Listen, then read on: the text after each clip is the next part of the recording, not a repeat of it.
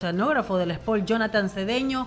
Buenas tardes, Jonathan, bienvenido, gracias por acompañarnos aquí en el Diálogo de la Tarde. Nos morimos de calor, todos preguntando por tanto calor, se están calentando las aguas, la gente se quiere ir a la playa todos los fines de semana, es como si estuviéramos viviendo una época invernal infinita. Bienvenido a una temporada de playa infinita, bienvenido, gracias por estar con nosotros y vamos a arrancar esta entrevista junto a mis compañeros Leonidas Castro, Mauricio Casa y Alberto Quintana. Muchas gracias, un gusto. Adelante, Leonidas. Sí, Jonathan, ¿cómo está? Buenas tardes, ¿nos escucha ahí, Jonathan? Sí, muchas gracias por la invitación. ¿Ustedes me escuchan? Jonathan, gracias por aceptar este diálogo. Como lo mencionaba Wendy, ¿no? Guayaquil está soportando una fuerte ola de calor. Ayer se hablaba que había una sensación térmica de al menos 40 grados en la ciudad, aquí en Guayaquil. Y hemos visto también en otros países que hay esta ola de calor. Quiero consultarle, Jonathan, ¿es propio de lo que está pasando en el fenómeno del Niño en la región de Ecuador, en las costas del Pacífico, o de qué se trata esto que está soportando el país en este momento? Bueno, sí, ha sido una jornada con altas temperaturas. Yo quiero reseñar lo que el Instituto de Meteorología ha expresado en redes sociales al respecto de las temperaturas máximas que hemos tenido. El día sábado se registraron 36.5 grados Celsius en Guayaquil y la máxima del día de ayer, domingo, en cambio fue en Naranjal con 36.3 grados Celsius. El principal factor climático que explica estas temperaturas altas durante estos días ha sido la influencia de la fase negativa de una oscilación atmosférica que se llama Madden-Julian, que tiene por efecto desfavorecer las precipitaciones. Hemos visto que en los últimos días no han habido lluvias importantes en general en toda la costa, pero también tiene el efecto de dejar la atmósfera y también de tener cielos más claros, con los cuales aumenta la radiación, aumenta la incidencia del sol en la superficie. También hay que tener en cuenta de que estamos en el mes más cálido del año, que es marzo, y pues esto exacerba el pasaje de estos sistemas atmosféricos que tienen por efecto estas altas temperaturas. Jonathan, un poco también para conocer lo que significa el calentamiento del mar. Este tema que obviamente hemos visto en las últimas semanas, el tema del fenómeno del Niño.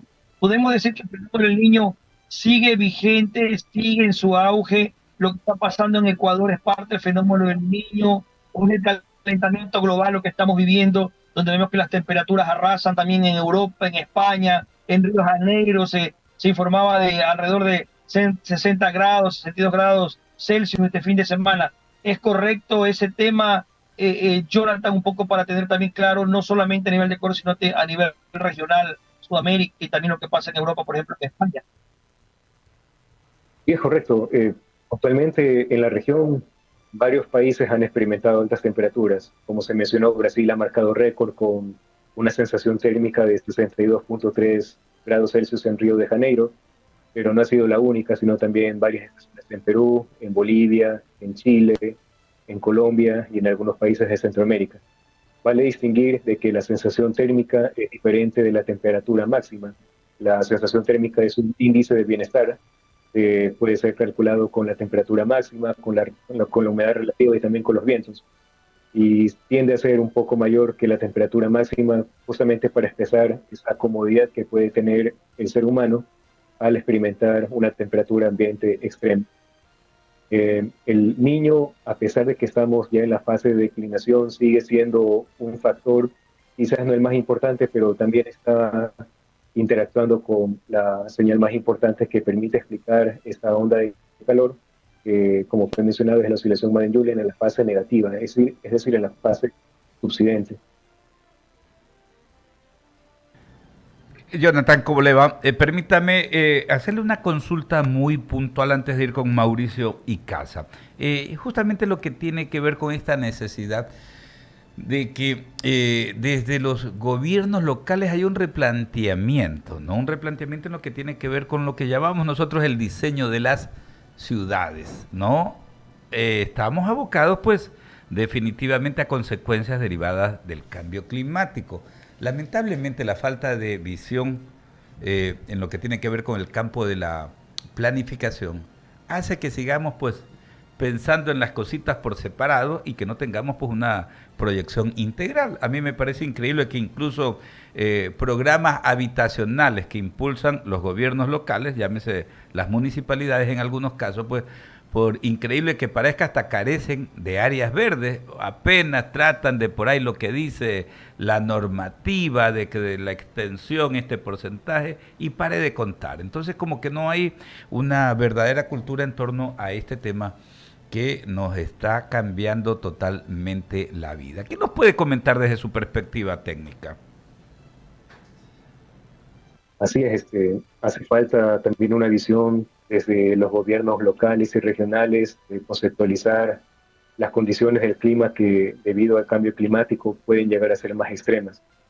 Guayaquil, como algunas ciudades de la costa, carecen de áreas verdes masivas o que permita contener estos eventos extremos o que pueda más bien mitigar estos eventos extremos. Y esto es indudablemente un reto para las administraciones locales.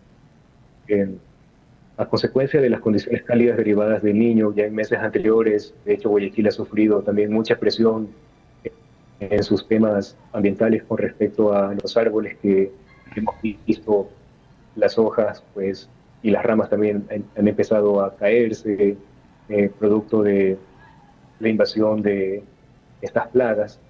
Y esto pues no hace más que empeorar las condiciones que puedan tener las ciudades para enfrentar estos periodos máximos de temperaturas extremas. Claro, hay que ponerle mucho asunto a este tema, mucho asunto. A mí me preocupa, por ejemplo, a esta hora, ¿no? El municipio de Guayaquil está analizando esta posibilidad de la construcción de esta vía, ¿no? Para conectar con el proyecto del aeropuerto en la vía a la costa, pero ahí tenemos una reserva, un pulmón de la ciudad que podría verse afectado. Entonces lo que se está pidiendo, se está planteando es que observar todos los posibles efectos que haya, ¿no? Porque realmente es increíble lo que tenemos y más increíble lo que se nos puede venir. Pensaba, por ejemplo, en el recurso agua, ¿no? En estos momentos, solamente con lo que ha pasado estos 3 últimos días, ¿no? De viernes para acá, vemos cómo se ha incrementado el consumo del agua. Hay localidades, dejemos de lado Guayaquil, hay otras localidades donde lamentablemente la dotación de los servicios de infraestructura y saneamiento básico son deficientes. No llega el agua en las épocas normales, mucho menos cuando hay más consumo. Entonces hay que ir pensando en todo esto. Por eso digo yo, utilizo el término, hay que replantear la planificación y diseños de las ciudades, ¿no? Sin embargo, hay gobiernos locales que sí están tomando alguna carta en el asunto. Yo destaco los esfuerzos del gobierno autónomo de Durán, que pese a, pues, a las grandes complicaciones que tiene, principalmente con el tema de seguridad, ha invertido ya muchos años en diseñar una estrategia para abocar estas situaciones. Hay un programa que nació también con la universidad que se llama Resclima, que tiene por principal objetivo el diseñar estrategias para mitigar aquellos impactos derivados de inundaciones principalmente, pero también se ha tomado en consideración el tema de las islas urbanas de calor que afecta pues, a la región, no solamente a Guayaquil, sino también a Durán. Y esto se lo hace también maximizando algunos espacios que tiene las ciudades. Por ejemplo, si hay algún parque, este puede ser también un área de contención para las inundaciones urbanas. Hace falta mucha infiltración porque se ha puesto asfalto y concreto en muchas ciudades, en muchas calles y muchos parques, pero si nosotros retiramos o cambiamos esta estructura, por ejemplo, el agua puede infiltrarse y las inundaciones no serían graves. Entonces, esa es una estrategia menos invasiva que permite ayudar en el tema de las inundaciones. Y por el tema de las islas urbanas de calor, pues buscar la mayor cantidad de edificios que puedan ser pintados con pintura blanca que refleje la luz solar, y eso hace de que no haya tanta temperatura, y también maximizar las áreas verdes a través de mayor siembras de árboles en el perímetro urbano. Claro, Entonces, tenemos que, no claro, siempre la selva de cemento es sinónimo de progreso, eso es definitivo. Estamos ujú. conversando esta hora con Jonathan Cedeño, oceanógrafo de la Escuela Superior Politécnica del Litoral. Permítame que Mauricio Icaza está justamente conectado también en plataforma Zoom con otras inquietudes. Gracias, Alberto. Jonathan, un gusto saludarlo. ¿Por qué hablar de grados Celsius y no de grados centígrados? Hay una parte de la población que de repente tiene en su chip, tiene en su memoria hablar de grados centígrados. Sí será bueno que nos aclare, que nos ilustre el por qué ahora se maneja grados Celsius como una medida, como una gradación para medir la temperatura y qué relación tiene con lo que se conocía antes como grados centígrados. Bueno, los grados centígrados es una expresión coloquial que ha sido utilizada por largo tiempo, pero lo correcto, según los documentos técnicos del Sistema Internacional de Medidas, es grados Celsius. La unidad es grados Correcto, Celsius. sí.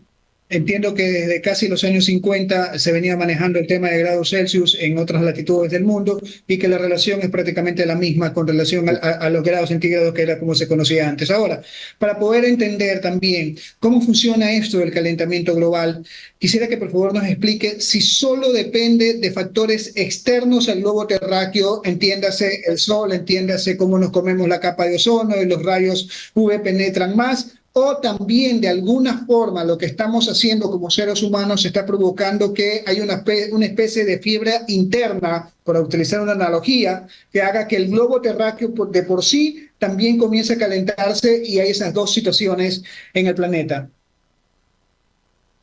Bueno, el tema del cambio climático es netamente por la influencia antropogénica, es decir, por las actividades que el ser humano ha y está desarrollando principalmente con la emisión de gases de efecto invernadero, entre ellos el más importante, el CO2. Eso, a pesar de que ha sido materia de mucho debate, es innegable de que esa es la principal causa en el agravamiento de las condiciones del cambio climático. Eh, yo, o mejor dicho, se puede hacer la revisión de un concepto que también es muy importante y que es muy difundido, como es ¿cómo se llama? El efecto invernadero.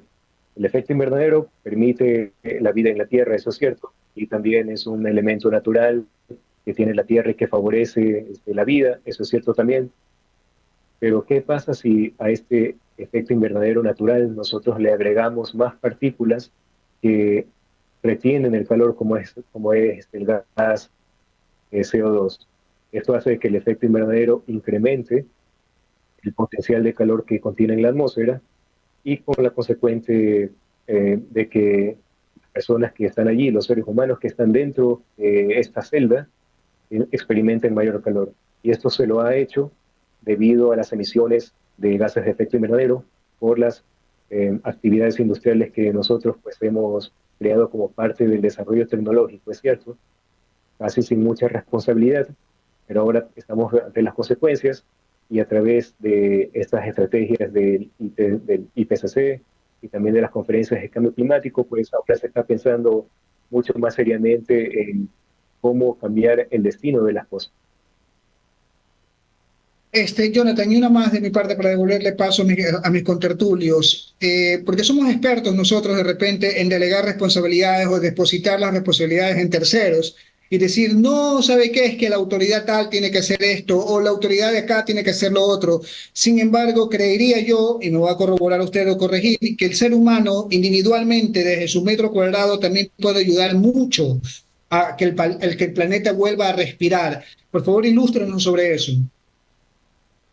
Sí, o sea, no todo tiene que ser potestad del gobierno central o de los gobiernos locales o de los gobiernos regionales. Si es que cada persona apoya con un granito de arena, imagínense que somos miles de millones de habitantes en el planeta Tierra, podríamos también ayudar con estas soluciones.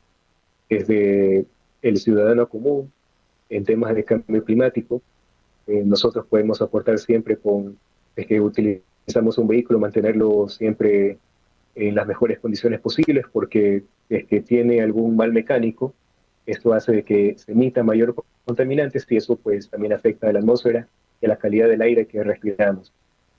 Esto también tiene una dimensión ahora sí un poco más local y gubernamental, porque también pasa de que como ciudadanos comunes que somos, debemos transitar por las calles todos estos buses que echan una humareda negra, y eso evidentemente conlleva problemas de salud, pero también conlleva un problema de responsabilidad. ¿Qué están haciendo los reguladores municipales para abordar este problema? No al paso, no sé si, Alberto, ustedes desde estudios o Leonidas desde otra instancia van a seguir haciendo más consultas. Agradecerle, Jonathan, muchísimas gracias por orientarnos en torno a estos temas tan importantes, por su tiempo y por tener siempre la deferencia con este medio de comunicación. Un fuerte abrazo, gracias por atendernos. Mucho gusto y buenas tardes. Que pase muy Gracias, bien. Jonathan. Son las 18:00